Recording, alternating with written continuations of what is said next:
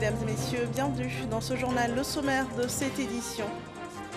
Grande émotion ce lundi au camp Gallieni, cérémonie d'hommage à la mémoire des 4 casques bleus ivoiriens tués le 13 janvier dernier dans une attaque terroriste dans le nord du Mali. Les défunts soldats ont été élevés au grade supérieur par le chef de l'État Alassane Ouattara.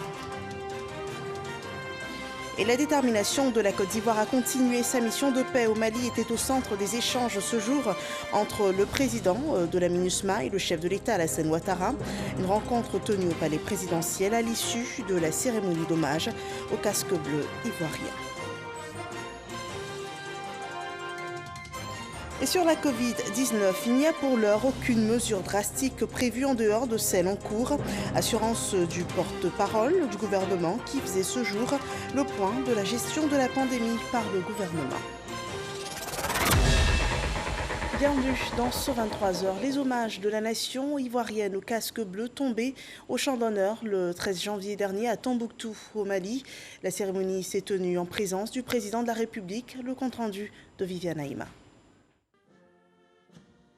Des pleurs, mais aussi un grand sentiment de fierté pour le courage et le sacrifice de ces 4 soldats du contingent ivoirien de la mission multidimensionnelle intégrée des Nations Unies pour la stabilisation au Mali, tués dans une embuscade au cours d'une opération de sécurisation dans la zone de Tombouctou le mercredi 13 janvier dernier. Sur la place d'armes, général Ouattara Thomas Dakin du camp Gallieni ce lundi 25 janvier, la nation ivoirienne, à travers ses grands symboles, a rendu hommage à ses héros. Le drapeau de l'État, symbole de la nation ivoirienne déployé pour la circonstance. La présence du président de la République, Alassane Ouattara, chef suprême des armées, qui incarne l'autorité de l'État. Et l'hymne national l'abidjanaise, exécuté solennellement.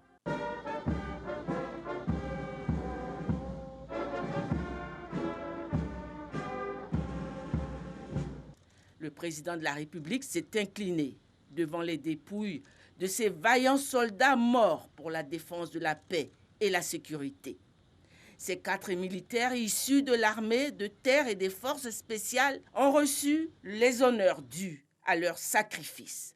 Sergent-chef Bakayoko Adama du 3e bataillon d'infanterie, vous êtes promu au grade d'adjudant à titre posthume à compter du 13 janvier 2021. Au nom du président de la République et en vertu des pouvoirs qui nous sont conférés, nous vous faisons chevalier de l'ordre national. Sergent-chef Doumbia Yakuba de l'unité de commandement et de soutien de l'armée de terre, vous êtes promu au grade d'adjudant à titre posthume à compter du 13 janvier 2021. Au nom du président de la République et en vertu des pouvoirs qui nous sont conférés, nous vous faisons chevalier de l'ordre national. Sergent Guégui Amian Jean-Bernard du 1er bataillon d'infanterie, vous êtes promu au grade de sergent-chef à titre posthume à compter du 14 janvier 2021. Au nom du président de la République et en vertu des pouvoirs qui nous sont conférés, nous vous faisons chevalier de l'ordre national. Caporal Bamba Mustapha des forces spéciales, vous êtes promu au grade de caporal-chef à titre posthume à compter du 13 janvier 2021. Au nom du président de la République et en vertu des pouvoirs qui nous sont conférés, nous vous faisons chevalier de l'ordre national. Dans le cadre de l'opération des Nations Unies pour lutter contre la progression du terrorisme dans la région ouest-africaine, la Côte d'Ivoire a déployé à ce jour un contingent fort de 1000 personnels engagés au Mali. Le chef d'état-major des armées de Côte d'Ivoire, le général de corps d'armée Lassina Doumbia, louant le courage et la détermination des troupes ivoiriennes en mission au Mali, a déclaré avec fermeté que les soldats ivoiriens ne reculeront pas face aux terroristes.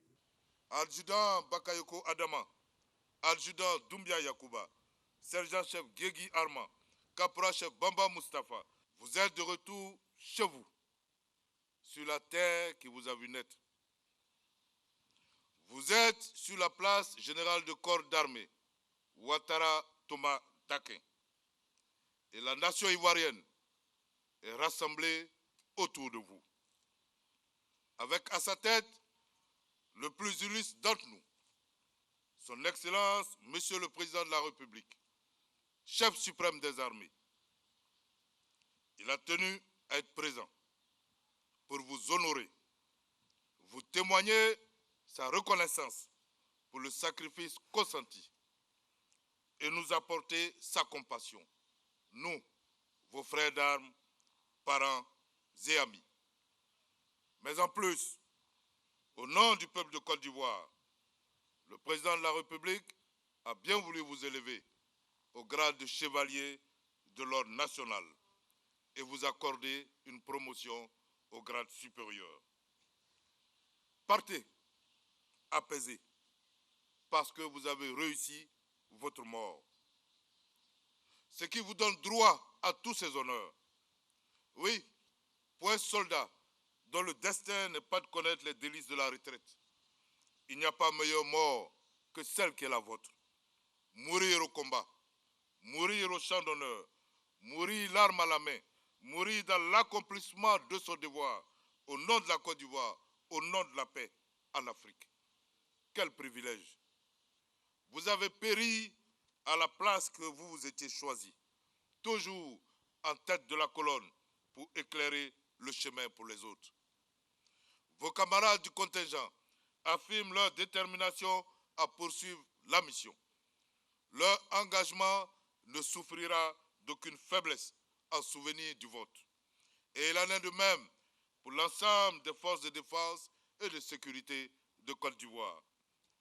Excellence, Monsieur le Président de la République, notre présence au Mali est la matérialisation de votre volonté de solidarité avec les pays frères de notre sous-continent meurtri par le terrorisme et ses actes criminels. Nous partageons pleinement votre vision de la nécessaire coopération entre les États, de l'indispensable unité d'action entre les armées africaines pour venir à bout des leaders terroristes. Nous adhérons pleinement à cette conjonction des forces. D'ailleurs, avons-nous le choix? Soit nous acceptons de nous battre dans le désert sablonneux de Tombouctou, à Gao, à Kidal, à Mopti, ou nous serons contraints de nous battre dans les savanes de Tengrela, dans les forêts de Daloa, ou même sur le bord de la lagune Ébriée. Cet événement malheureux qui nous afflige tous ne pourrait donc nous ébranler dans nos convictions. Bien au contraire, notre engagement en sort renforcé. Si la paix en Côte d'Ivoire, la sécurité de nos concitoyens, de nos épouses et de nos enfants doivent s'obtenir par le prix du sang, nous sommes prêts à nous en acquitter, même loin de chez nous. Ultime moment de cette cérémonie, la sonnerie aux morts. Puis le président de la République a remis les dépouilles des soldats accompagnés du drapeau national qu'ils ont servi au prix de leur vie à leurs différentes familles. La nation reconnaissante à ces jeunes soldats pleins de vie qui ont fait le choix d'être aux avant-postes du combat pour faire reculer le terrorisme et préserver la sécurité et la paix au Mali, tout comme en Côte d'Ivoire. Honneur à vous.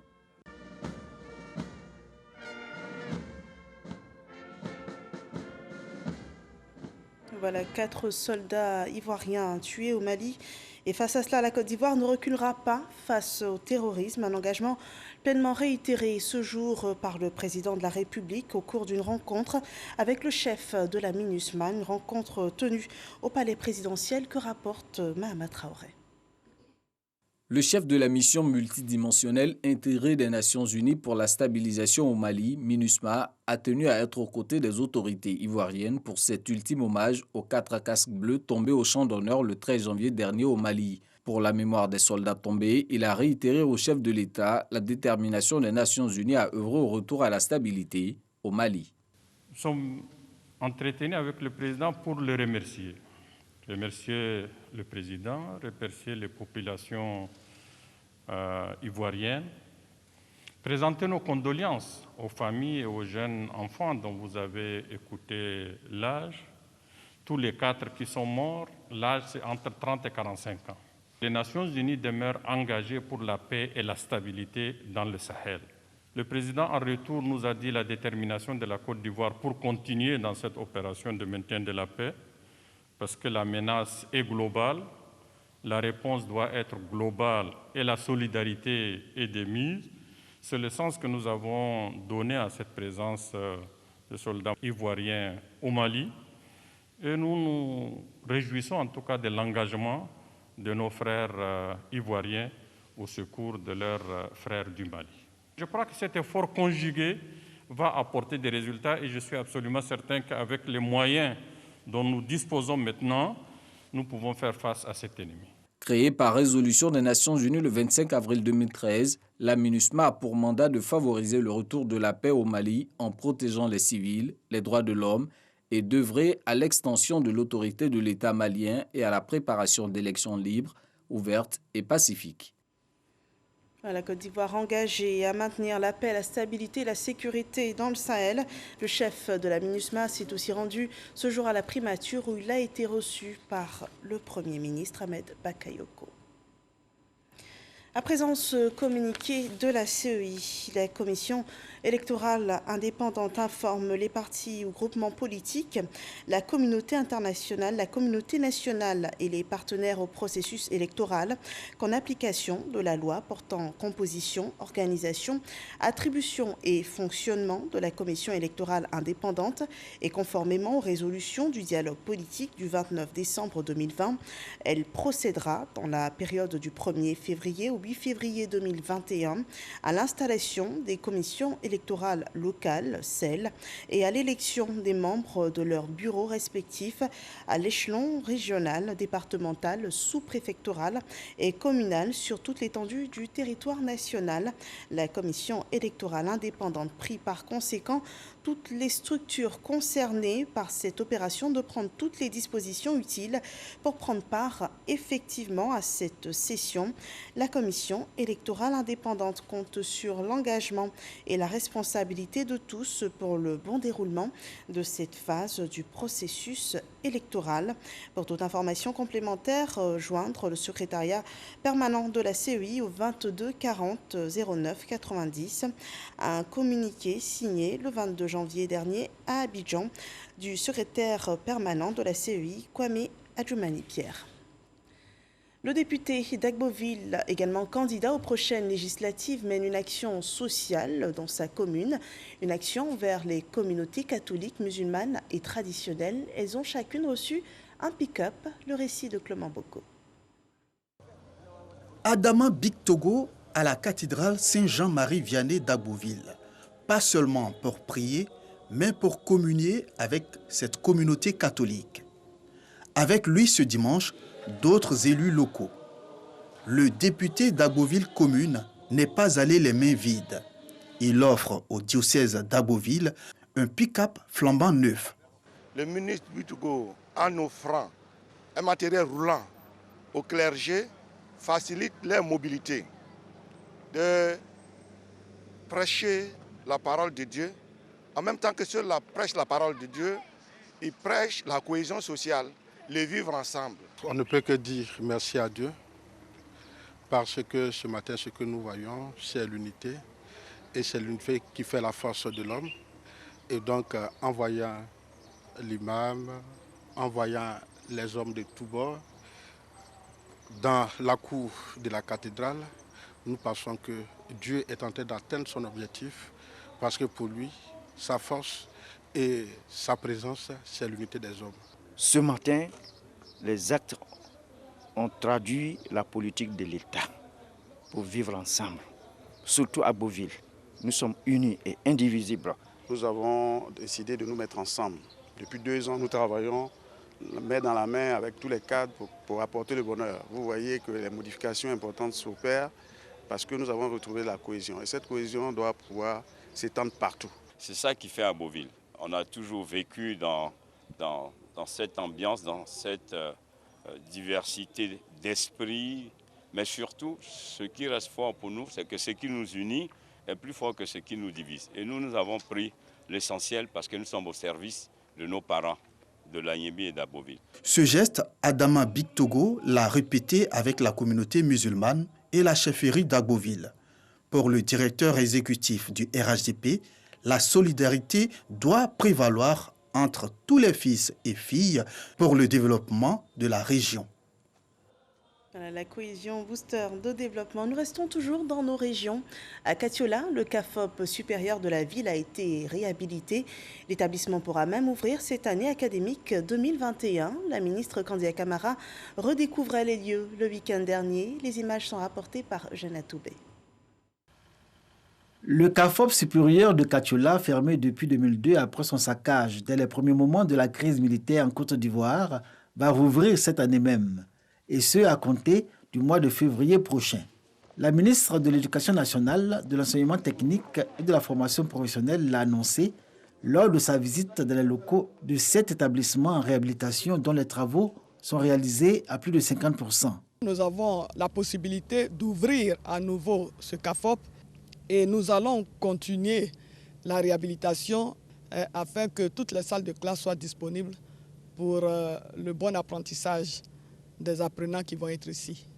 Kandia Camara assure que l'État de Côte d'Ivoire a pris l'engagement de restaurer de façon progressive la totalité des bâtiments dans sa dynamique d'investissement dans les infrastructures scolaires et de recrutement d'enseignants. Justement, ce sont 260 nouveaux apprenants de la fonction enseignante que le CAFOP supérieur de Katiola s'apprête à accueillir pour la rentrée académique 2021. Donc je souhaite que les locaux réhabilités soient bien entretenus par Madame la directrice et l'ensemble du personnel. Je souhaite aussi que les apprenants donnent le meilleur d'eux-mêmes, mais nous ferons en sorte que cet établissement puisse continuer de former les jeunes Ivoiriens afin que nous ayons des enseignants compétents pour cette éducation de qualité que nous souhaitons de tous nos voeux ici en Côte d'Ivoire.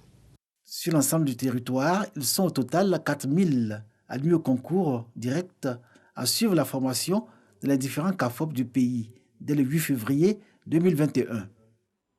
Voilà une année académique qui s'ouvre au CAFOP et durant laquelle il faudra faire avec la Covid-19. En Côte d'Ivoire, le nombre de cas est toujours croissant. Suivant les données du jour, après ce jingle.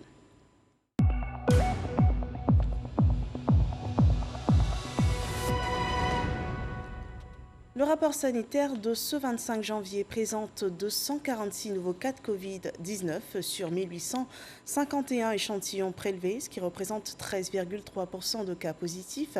238 cas de guérison sont également enregistrés et aucun cas de décès annoncé. La Côte d'Ivoire totalise donc à ce jour 27 096 cas confirmés, dont 25 000 personnes déclarées guéries, 146 personnes décédées. Il reste encore 1950 cas actifs. Un plan de riposte contre la Covid-19 est activé depuis le premier cas détecté dans le pays. Et ce lundi, le porte-parole du gouvernement présentait un point sur la gestion de la pandémie, les causes de la résurgence, les nouvelles mesures, le vaccin et les implications financières.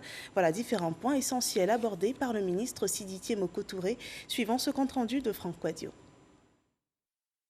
La résurgence des cas de Covid et les causes, les informations sur la vaccination et la résilience gouvernementale, ce sont entre autres les points abordés par le porte-parole du gouvernement Sidiki Touré, accompagné par le directeur général de la santé et le conseiller technique du ministre de l'économie. Lors de ces échanges avec la presse, la pandémie connaît des pics préoccupants depuis quelques semaines. Sur la période du 20 décembre 2020 au 22 janvier 2021, 4 653 cas nouveaux positifs ont été enregistrés dans le pays. À la même date du 22 janvier, notre pays comptait 1490 cas actifs, alors au 2 décembre 2020, le pays n'en comptait que 219. Cette situation est préoccupante. Mais l'État veille et le Conseil national de sécurité a pris des mesures dans un contexte d'état d'urgence. Il s'agit de l'intensification du contrôle de l'obligation du port de masque, notamment dans les transports en commun, les services publics et privés et tous les espaces publics. La stricte application des mesures de répression en cas de non-respect des gestes barrières. La révision du délai de validité du test Covid-19 pour l'entrée et la sortie en Côte d'Ivoire qui passe de 7 jours à 5 jours.